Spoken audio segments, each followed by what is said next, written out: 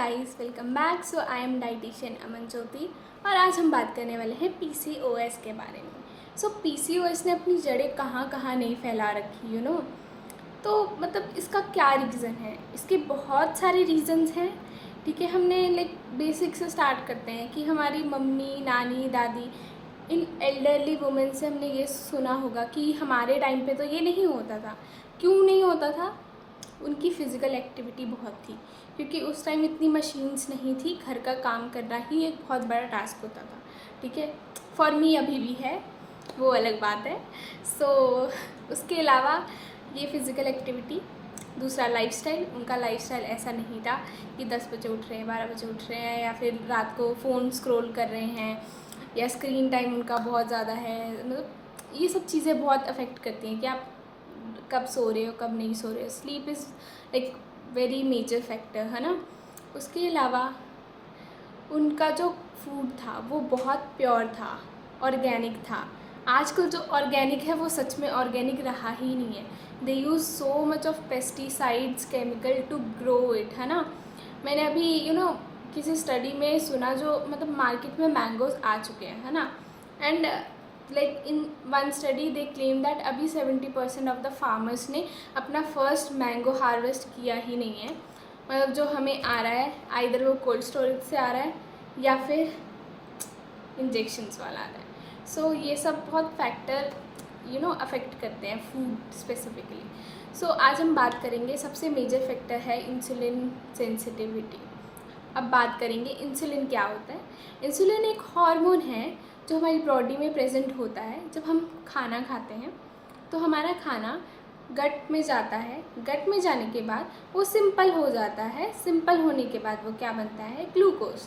तो इंसुलिन उस ग्लूकोज को लेता है, ठीक है, ब्लड के थ्रू जाता है।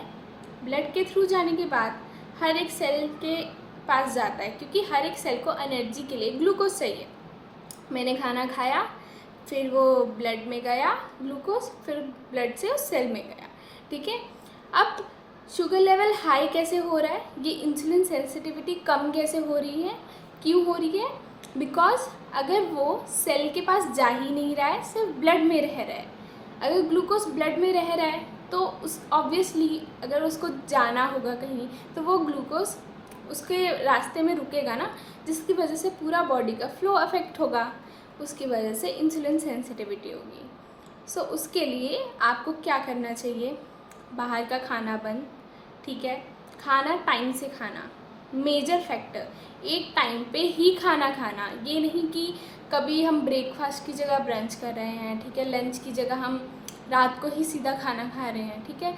इसकी वजह से तो हमारी बॉडी का क्या है कि ये होता है कि अब बॉडी ग्लूकोज का इम्बैलेंस क्रिएट करेगी, जिसकी वजह से ये सेंसिटिविटी बढ़ती जाएगी। और अगर आप बहुत ही लंबे टाइम तक ये काम करोगे ना, तो आपको डायबिटीज़ का भी खतरा है। और डायबिटीज़ और पीसीओएस साथ साथ ही चल रहे हैं, ठीक है, लेटर स्टेजेस में। इसीलिए अवॉइड करने के लिए पीसीओएस को अवॉइड करना पड़ेगा। पीसीओएस को अवॉइड करना पड़ेगा, कम करना पड़ेगा, अदरवाइज़ आपको डायबिटीज़ होगी। डायबिटीज़ होगी तो जो भी शुगर लवर हैं, फिर वही है कि आपको हर एक चीज़ में शुगर कट करना पड़ेगा।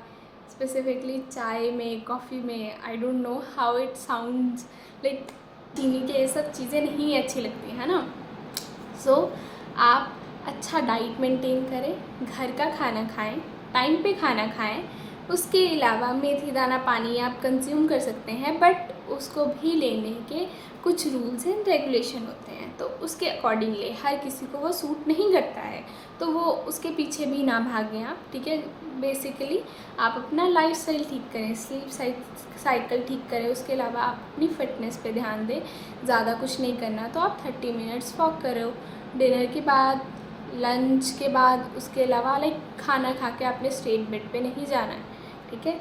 सो अवॉइड दीज थिंग्स और अपना लाइफस्टाइल ठीक करो, पीसीओएस भी ठीक होगा। So take care, bye bye.